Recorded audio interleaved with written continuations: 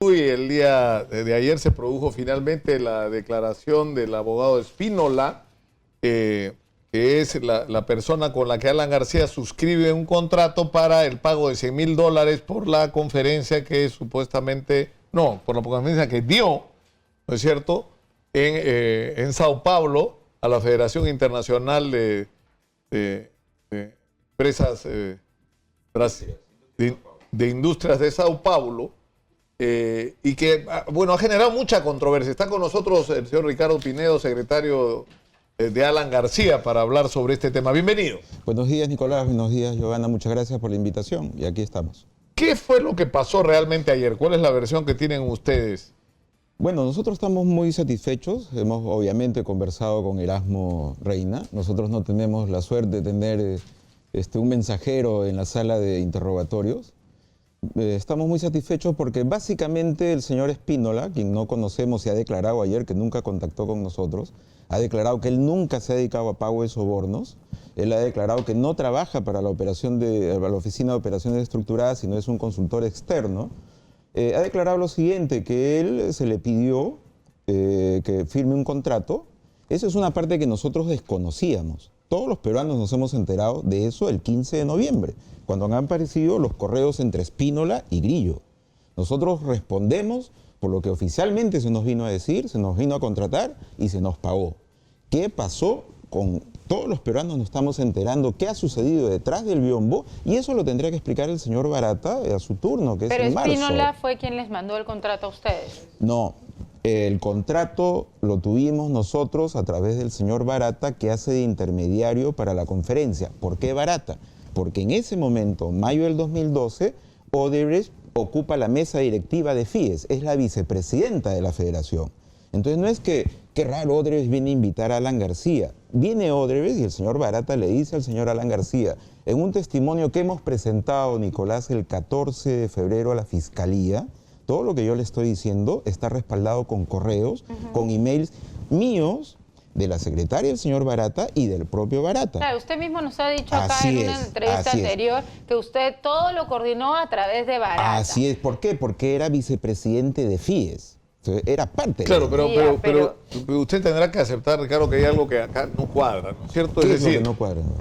Hay una conferencia que Alan García dicta. Por esa conferencia se establecen, y eso es lo que no me queda claro, en qué momento se establece que los honorarios van a ser $100,000. La conversación con el señor Barata, con Alan García. ¿No es cierto? Se coordina todo esto, se da la conferencia, pero resulta que no se ha efectuado ningún pago, que no se ha firmado ningún contrato, que todo esto se hace luego, pero lo que, digamos, resulta inexplicable es por qué, en primer lugar, paga Odebrecht y por qué, en segundo lugar, Odebrecht paga del fondo utilizado para pagar comisiones ilegales. Ya, a ver. O sea, si era una conferencia, si Odebrecht tenía un cargo importantísimo en la Federación Internacional de Industrias de Sao Paulo, ¿por qué el pago no sale de la fuente que normalmente debería suceder, de los aportes, supongo yo, a la Federación? Sus interrogantes, don Nicolás, son totalmente válidas.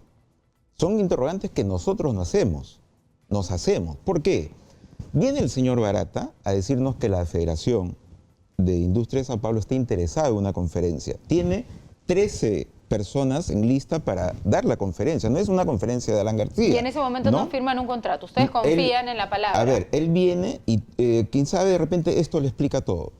Es en abril la cita, y le dice, estamos contra el tiempo porque la conferencia era el 16 de mayo inicialmente, y estas conferencias, por mi experiencia, yo le puedo decir que las hacen 5 meses antes, 6 meses antes, para que quede totalmente claro todo. Estamos contra el tiempo, estamos haciendo un seminario, tenemos un problema con la presidenta Dilma Rousseff sobre doble tributación y queremos su intervención. El pago son $100,000 y, por favor, contratos y demás lo vemos después de la conferencia. Estamos hablando de 2012, señorita Giovanna, cuando Alan García ya no era funcionario público, era un privado, y como privado puede asumir riesgos en sus negocios, en sus servicios profesionales. Es el riesgo de él. No hay erario nacional por medio. Lo aceptó porque él sabía qué cosa era FIES. Y entonces, lo que dice Nicolás es totalmente válido. ¿Por qué pagaron de caja 2? ¿Por qué Spínola? ¿Por qué ahora Spínola dice que él no sabía? No, pero además dice que el contrato era ficticio. Cuando llegó a ustedes, el contrato es de Spínola. A ver, sí, está firmado con una funcionaria del estudio Spínola, Regina no sé qué, ¿no? Pero voy a lo de Nicolás, que es muy importante. ¿Por qué nos enredamos en la explicación de esto? Y a veces los periodistas, a veces por desconocimiento, otros porque es válida como tu pregunta, y otros por mala fe. Pero, ¿por qué nos enredamos? Porque nosotros conocemos hasta una parte. Viene el señor Barata y nos dice, FIES quiere contratar. FIES ofrece pagar $100.000, va a ser en su sede central, va a estar el presidente de FIES. Todo se cumple, Nicolás. Vamos, nos dan los pasajes, ellos, Odebrecht, damos la conferencia, regresamos, y hay correos que lamentablemente no puedo leer por el resguardo, donde yo le digo, presidente, estoy averiguando ya con el señor Barata, que fue el nexo del intermediario, ¿cuándo nos van a pagar? Ok, pasó un mes, hay otro correo, le digo, presidente, hoy día he hablado con Barata, es 24 de junio, está yendo al Brasil, nos va a traer el contrato por la conferencia que hemos dado y nos van a pagar. Entonces, ¿qué pasó allá en Brasil, Nicolás? Tus preguntas, te lo repito, son totalmente válidas. Porque esto tiene que ver con el hecho de quién es Spínola. Spínola es una persona que, según las confesiones que han hecho los brasileños, era usado para articular operaciones de encubrimiento, es decir, para hacer pasar como legítimas pagos que venían, ¿no es cierto?, de la caja que manejaba este señor Queiroz, me parece que se apellida Queiroz Grilo. Y tenía una comisión por cada Claro, uno. y que cobraba una comisión por eso, es decir, era una especie de blanqueador de dinero. Y él está declarando que el contrato era ficticio, porque eso sí lo ha dicho, el contrato era ficticio. No hay que repetir, don Nicolás. Esperemos, y yo espero la invitación de ustedes cuando llegue la traducción. Hasta donde sabemos, en las 2 horas y media no se utilizó la palabra ficticio. Simulado. Tampoco. Simulado fue en la vez anterior con Grillo. ¿Cuál es la versión que tienen de qué expresión usó para definir el contrato? Él dice, a mí Odebrecht me hizo firmar un contrato del cual yo no sabía, y dice, me he sentido utilizado. Volvemos al biombo, eso nosotros no lo sabíamos. Ustedes lo sabían, ustedes han enterado el 15 de noviembre, cuando IDL hace público los correos entre Spínola y Grillo. Nosotros también. ¿Por qué hicieron eso? ¿Por qué no nos avisaron? ¿Por qué ocultaron el origen del pago? Eso lo tendrá que explicar el señor Barata, pero no se utilizó el tema ficticio y simulado. A ver, para que los amigos nos entiendan fácilmente, un contrato simulado es cuando el servicio que se dio nunca se dio. Es simulado. ¿Sabe qué cosa es simulado? Por ejemplo, esto. Claro, pero los contratos de Nadine Heredia, donde el que lo contrató dice, ella no me hizo ninguna línea, tenía que pagarle y no sabía cómo. Claro, acá, pero es que el contrato no era entre Spínola y Alan volvemos García. al biombo. Ajá. ¿Por qué hicieron eso? Me trae el contrato el señor Barata y me dice, lo va a hacer un estudio de abogados. ¿Por qué no me llama la atención? Porque ya habíamos dado 5 conferencias y de las 5, 3 con intermediarios. Es usual en el mundo de las conferencias. Leo el contrato y ¿qué dice el señor Spínola? Nosotros obramos de buena fe, que es uno de los requisitos para que un contrato sea lícito.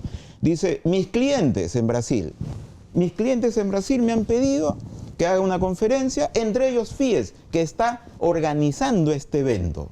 Yo no tengo por qué dudar ni tengo que pedir más averiguaciones. ¿Qué hicieron allá? Estamos tan intranquilos como Nicolás lo expresa. ¿Por qué utilizaron plata de caja 2 supuestamente? ¿Por qué utilizaron a un estudio Spínola que no tuvo que ver al parecer nada? ¿Tienen teorías ustedes para responder eso? No, nosotros no, porque nosotros, como le digo, estamos fuera de gobierno, se nos contrata para una conferencia, hacemos un acuerdo verbal, nos dicen todo bien, viajamos, la conferencia se da, eso creo que nadie. Entonces, hablar de simulación es bien jalado de los pelos. Simulación es cuando el servicio no se ha dado. Si Alan García no tuviera salida del país, si no hubiera fotos, si no hubiera notas periodísticas que dio la conferencia, podríamos hablar, si nunca se movió de Lima. ¿Y todas esas conferencias que fueron con contratos con terceros, fueron a través de Barata también? No. Acá quiero ¿Fueron otras conferencias? No, acá quiero hacer una aclaración. El presidente García da 31 conferencias y de las 31, solamente una tiene que ver con Brasil pagada. Es esta que hemos dado. La otra es en Río de Janeiro, es para la Sociedad Interamericana de Prensa, que fue totalmente ad honorem, solamente con pasajes. Fue una invitación especial de la Sociedad Internacional de Prensa. Y de las otras 30, absolutamente no tiene que ver ni en auspicio, ni en coordinación, ni representación, empresa brasileña alguna. Bueno, vamos a esperar la llegada de la traducción y vamos a seguir, por supuesto, con esta discusión. Muchas gracias a Ricardo. Muchas gracias, Nicolás. A Ricardo Pinedo, secretario de Alan García, por estar con nosotros esta mañana. Vamos